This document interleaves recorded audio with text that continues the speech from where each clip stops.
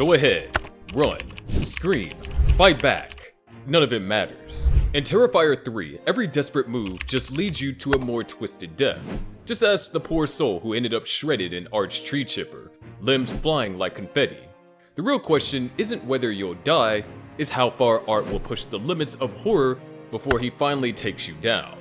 To start with a list of gruesome killings, let's go with how Art the Clown decides to go full wood chipper on us. Though this may merely be the beginning, I couldn't keep my eyes open watching this one. That's right, the clown's final act of carnage turns a freaking human body into a festive human pile of garbage. I couldn't stand watching blood spray everywhere like fountains while limbs are chewed and thrown out like pieces of meat. And the worst part? The smile on Art's face as he shreds what's left of someone's body just sends chills down my spine. It doesn't get creepier than this. This isn't just murder, it's homicide on an industrial level. And if you thought that your family gathering was a mess, try scrubbing intestines off a bunch of needles. How would any of us ever get away from this manic clown going wood chipper on us? Cole's death was another scene that made me want to run out of the theater. It's straight up chainsaw porn. The way Art doesn't give him the luxury of a quick, painless exit is what makes me wonder how merciless he could be. Because where's the fun in that for a clown like him? He takes his time to slice him in half from the groin up. What better place to start? He does it with a kind of drunken butcher finesse you'd expect from a psychotic clown auditioning for America's Got Murdered. The chainsaw roars, blood splashing like a busted ketchup packet. And Cole? He's a living dissection class, slowly coming apart as his torso splits open like a piñata whacked open. Imagine being sawed in two, watching your insides spill out, praying for it to end. The kind of death that makes the chainsaw in the Texas Chainsaw Massacre look like nothing. No mercy, no escape, just screaming meat and a psychopath grinning like he's enjoying the show. Want more horror that'll make you rethink chainsaws? Hit like, subscribe, and let's keep the terror rolling. You know you can't resist. After all, this ride's only getting started. This scene was just horrible to watch for me, but then again, Terrifier 3 wouldn't be the best example for pleasant scenes either. After this, I'm never going to be able to look at Christmas decorations the same way, especially not after witnessing this scene. While most of us use ornaments to add sparkle to a tree, Art the Clown jams one straight into someone's eye socket. The way I gawked when that happened, why'd he do that? Simply because stabbing people is too boring, when you can make it a little bit more festive. The glass bauble shatters on impact, turning the victim's eye into a blood-filled snow globe. As the victim gurgles and collapses, Art probably hums Deck the Halls, proud of his DIY holiday touch. He probably calls it How to Decorate a Corpse in Under 10 Minutes. This gets us thinking now, doesn't it? It's the kind of scene that makes you stare a little longer at the Christmas aisle in Walmart, wondering if any of those ornaments are secretly weaponized. Chestnuts roasting on an open fire was never my favorite thing to do during the holidays. Imagine a skull.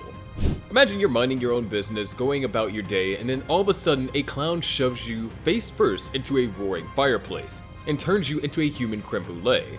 There's no escape, no fast death, just sizzle, screams, and the smell of burnt regret.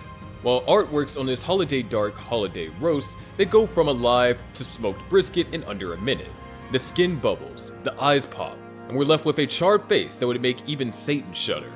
Will any of us ever look at the fireplace the same way again? I think not. And hey, if any of our loved ones disappear during the holidays, check the chimney. Art may have been roasting more than just marshmallows. Just kidding. Here's one of the most gruesome and unsurvivable deaths in the movie. Nothing screams holiday spirit like mutilated corpses stacked like snowballs. It's a scene where Art decapitates a man, then stacks the pieces Frosty the Psycho-like. Picture this. You're taking a stroll on a road, then all of a sudden, you see a weird figure. Head on top, blood everywhere, and a carrot shoved somewhere it definitely shouldn't be.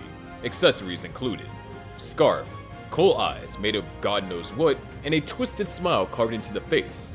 The result? The most traumatizing snowman one could think of. And somewhere in all of this, Art probably hums Let It Snow, because of course he does. The sheer creativity behind this horror scene is horrifyingly impressive to a psychopath. Imagine having as many gingerbread cookies as you can, only they're being force-fed by a manic clown. Yes, the lunatic even had to ruin gingerbread cookies for us, the little treat you and I absolutely love. He then goes on to decorate the corpse with frosting. Let that sink in. He suffocates them with baked goods, then plays Great British Bake Off with their body. Who knew you could turn cookies into a murder weapon? Clearly, the evil clown already did. As the poor victim gags on cinnamon death disc, Art gleefully squeezes icing out in little cute swirls, making this body his personal bake sale of terror. There's no escape from this absurdity. It's like if Martha Stewart wanted to kill you on a bender. If you ever doubted Art's commitment to holiday horror, this death confirms it. No tradition is safe. Cookies? Dangerous. Frosting? Deadly. And the idea of dying during dessert? That's the cruelest twist of all. Gingerbread man? More like gingerbread murder. Now, every time I gulp down a gingerbread cookie, Art's face is going to ruin it for me. Don't we love just hanging up candy canes for Christmas cheer? But if Art gets his hand on a candy cane, he doesn't lick it like a normal person. Well, to be fair, he doesn't do anything like a normal person. Instead, he sharpens it into a shiv and stabs someone in the neck. The victim doesn't even have a chance to scream before Art goes full prison yard stabbing on them, all while probably grinning like he's at a holiday party. What could we have possibly done in a situation like this? The blood pours out faster than eggnog at your drunk uncle's house, and the candy cane, it stays intact. What annoys you so much is that it's so plausible. Every kid has sharpened a candy cane into a makeshift spear at least once. It's just that most of us didn't use it for arterial spray. Off-key carolers can be such a nightmare. So what would we usually do? Hear them out for namesake and ignore them at best? But what does Art do? He turns them into dead ones as courtesy of his hate for musical cheer. In one of the movie's most ironic kills, Art attacks a group of innocent singers, using their own sheet music as weapons. That's right, he literally turns Christmas carols into death sentences. He stabs one with a sharpened treble clef and bashes another head in with a music stand. The harmonies stop, the blood flows, and Art smiles like he's the showstopper of the day. One second they're belting out joy to the world, the next they're bleeding out to the sound of jingle bells. It's seasonal horror at its finest. And let's be honest, after one too many awkward front porch sing-alongs, some of us get it. Art just took that rage to homicidal heights. I mean, what could we do in this situation? Think twice before stopping by random houses to sing, maybe? Art really doesn't do subtle, and this example is perfect to explain so. He impales someone on a giant church crucifix. He hoists a screaming victim and drives them straight through with a cross, blending extreme violence with religious imagery. Blood gushes, limbs twitch, and the victim dies as Art mockingly mimics prayer because he just has to make it worse. We must say, this one's offensive, horrifying, and deeply unsettling, even by Terrifier standards.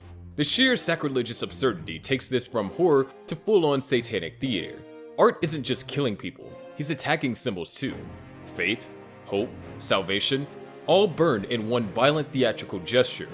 Wouldn't be hard to believe if this scene alone could probably get the movie banned in 5 countries and a few church groups. And it probably deserves to get banned as well. And Art, he's loving every minute of it. I always thought that this scene was a little too overdone and unnecessary, but that's just my opinion.